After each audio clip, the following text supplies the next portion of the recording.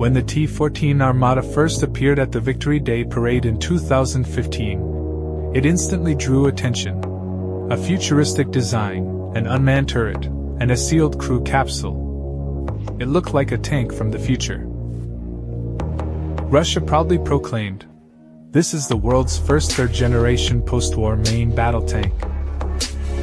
But admiration quickly gave way to mockery. The internet was flooded with memes, Western media dubbed it a phantom, and every hint of technical issues became a reason for irony. Instead of a symbol of power, the Armata became a subject of debate, groundbreaking innovation or an overhyped project? Yet behind the noise lies genuine engineering ambition. The T-14 is indeed unlike anything that came before. So what makes it revolutionary? And why does this tank stir up so many emotions, without even taking part in real combat? The history and philosophy of Soviet tank design. From the T-34 to the T-14 Armata. The Soviet school of tank design was always driven by a clear philosophy: to balance simplicity, mass production, and battlefield effectiveness. This concept was born in the fires of World War II, where tanks were not just weapons but strategic tools, easy to manufacture, maintain, and deadly on the battlefield. The legendary T-34 embodied this idea: reliable, maneuverable, moderately armored. It became a symbol of industrial strength and ingenuity. This design philosophy continued after the war with tanks like the T-55, T-62, T-72, T-80, and T-90. These machines differed in capabilities but were philosophically unified. They shared similar dimensions, silhouette, and weight, typically between 35 and 40 tons, always adhering to the principle of being compact, low profile, easy to mass produce, and suited for large-scale warfare. Each new generation refined the previous one, improving armor, weaponry, and electronics, but never broke with tradition. The Soviet, and later Russian, tank remained a practical and deadly tool of war. That's why the arrival of the T-14 Armata marked a true break from this legacy. It is the first tank to radically differ from its predecessors, not just in appearance, but in its underlying design philosophy. With an unmanned turret, a protected crew capsule, a weight exceeding 50 tons, and systems tailored for network-centric warfare, it represents a completely new approach. In this sense, the Armata is not a successor but a reimagining of what a tank can be. It breaks away from the Soviet design lineage, and that's what makes it so unique. Yet, this shift from gradual evolution to sudden revolution is also why it inspires both admiration and skepticism. When tradition is disrupted, public reaction is rarely unanimous. Firepower of Soviet tanks, a focus on striking power. The Soviet tank design philosophy always placed strong emphasis on firepower. During the Cold War, in the context of rivalry with NATO, Soviet tanks gained a crucial advantage: superiority in caliber and range. While most Western tanks were equipped with 105mm guns, Soviet models like the T-64 and T-72 carried 125mm cannons, capable of hitting targets at greater distances. Soviet engineers also introduced next-generation technologies: gun stabilizers for accurate firing on the move and infrared sights for combat in low visibility or nighttime conditions. These upgrades made Soviet tanks versatile and deadly across a wide range of scenarios.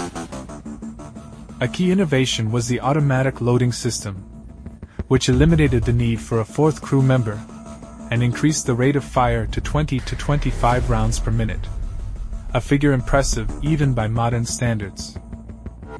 This allowed tanks to deliver overwhelming firepower in short bursts and dramatically improved combat effectiveness. The Soviet doctrine was clear: fire fast, fire hard, fire continuously. These machines were built for aggressive offense and battlefield dominance, not just through armor, but through sheer firepower. Protection and mobility of Soviet tanks. A thoughtful balance. Soviet tanks were designed with a focus on battlefield survivability. The main priority was frontal armor. The front was compact and well protected with sloped armor, reducing the chance of hits and increasing the tank's chances in close combat. Additionally, the tanks featured low visibility due to their low profile and compact size. This was made possible by an unusual layout.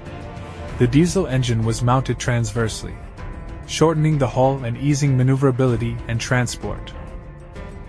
While mobility was important, it ranked only third in priority after firepower and protection. Tanks were fast enough to support advances but prioritized reliability, cross-country capability, and ease of repair under harsh conditions. In essence, the Soviet tank was above all a durable, well-protected, and functional fighting machine, not a race car. Rivalry and ergonomics. The dual path of Soviet tank design. In the history of Soviet tank building, competition between design bureaus played a significant role. The race for technological superiority often led to the creation of complex and expensive machines, packed with the latest innovations. These tanks impressed with advanced solutions but at the same time became difficult to produce and operate. In contrast, the T-72 emerged as a simpler, more reliable, and economical tank. Its design was less ambitious technologically, but thanks to this, it became one of the most mass-produced and widely used tanks in the world. The T-72 met the demands of mass production and combat effectiveness perfectly. However, despite their combat qualities, many tanks suffered from poor crew comfort. Working conditions inside were harsh. Cramped space, noise, vibration, and high temperatures caused significant stress and fatigue for crews. This affected their efficiency and demanded high endurance. Adaptation of Soviet tanks to operational conditions. Reliability and versatility. Soviet tanks were originally designed with the harsh conditions of operation in mind, anticipating the challenges across the vast country and diverse climates. This is why their design emphasized high versatility and reliability. One notable feature was the use of aggressive tracks and bulldozer blades. These tracks provided excellent ground grip, allowing tanks to overcome rough terrain, mud, and snow. Bulldozer blades turned the tank into a versatile tool, capable of quickly clearing obstacles, creating fortifications, or preparing defensive positions. Soviet tanks also had a unique capability. They could swim and even dive using special snorkels and breathing tubes, greatly enhancing their ability to cross water obstacles and increasing tactical flexibility. Additionally, a key factor was the simplicity of operation and crew training. Given the mass mobilization and training of large numbers of recruits, the equipment needed to be straightforward and reliable, enabling rapid deployment and effective battlefield use without complex technical issues. Development of Soviet tanks after the USSR collapse. The T-80 tank marked an important milestone in Soviet technology development. It was the first mass-produced tank equipped with a gas turbine engine, which provided high power and speed but required complex maintenance and consumed a large amount of fuel. Later, the T-90 appeared, a vehicle based on the popular T-72 but featuring upgraded control systems, armor, and firepower. The T-90 became a kind of bridge between Soviet tradition and new realities, retaining a proven platform while incorporating modern technologies.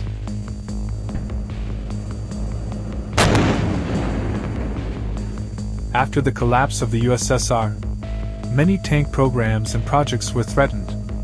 The economic crisis and changes in military doctrine led to funding cuts and the winding down of several developments. This slowed the advancement of armored vehicles and forced a focus on modernizing existing models rather than creating fundamentally new ones. Crew and equipment features of the T-14 Armata. One of the most advanced features of the T-14 Armata tank is its radically new crew layout and the integration of modern digital systems. Unlike traditional designs where crew members are located inside the turret, all three crew members, the commander, driver, and gunner, are placed in a heavily armored capsule within the hull. This capsule provides a high level of protection against direct hits, explosions, and shrapnel. Crew comfort and endurance are supported by an integrated air conditioning system, which is especially important during long missions and in extreme heat, such as in desert environments or during summer operations. Each crew member operates using digital screens that display information from external sensors and targeting systems. The commander benefits from remote cameras that offer full 360-degree situational awareness. In addition, the system includes an infrared mode, allowing for effective operation at night and in low visibility conditions. Together, these innovations make the T-14 Armata more than just a combat vehicle. It is a high-tech battlefield system where humans and machines function as a unified, intelligent unit. Protection and armor of the T-14 Armata. A smart shield for the future. The T-14 Armata was designed with survivability in mind for modern and future combat environments. Unlike previous generations of tanks that relied mainly on passive armor, the Armata combines active, passive, and intelligent protection systems. At the heart of its defense is the Malachite active protection system, which detects and intercepts incoming projectiles and missiles before they can strike the tank. It operates automatically, providing rapid response to emerging threats. An additional layer of security comes from a dedicated radar system, capable of tracking incoming anti-tank munitions, including high-speed projectiles and kinetic penetrators. This gives the crew more time to react or deploy countermeasures.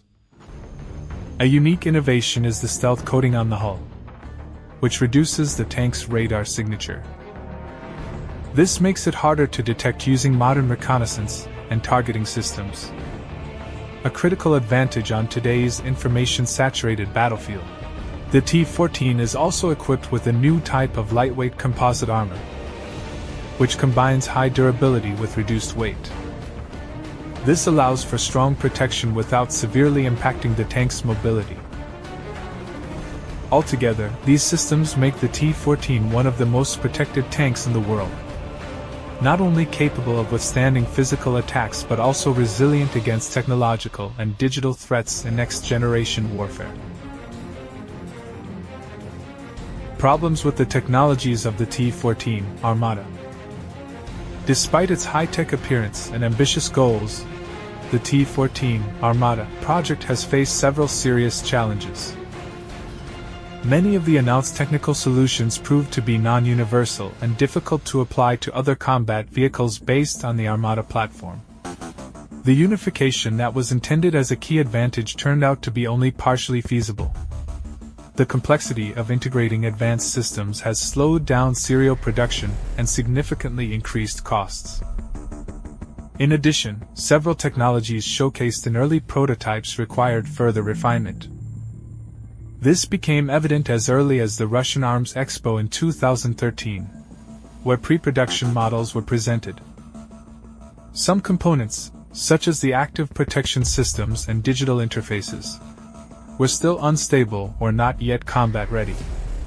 These issues, combined with high costs and limited industrial capacity, have significantly delayed the widespread deployment of the T-14 tank.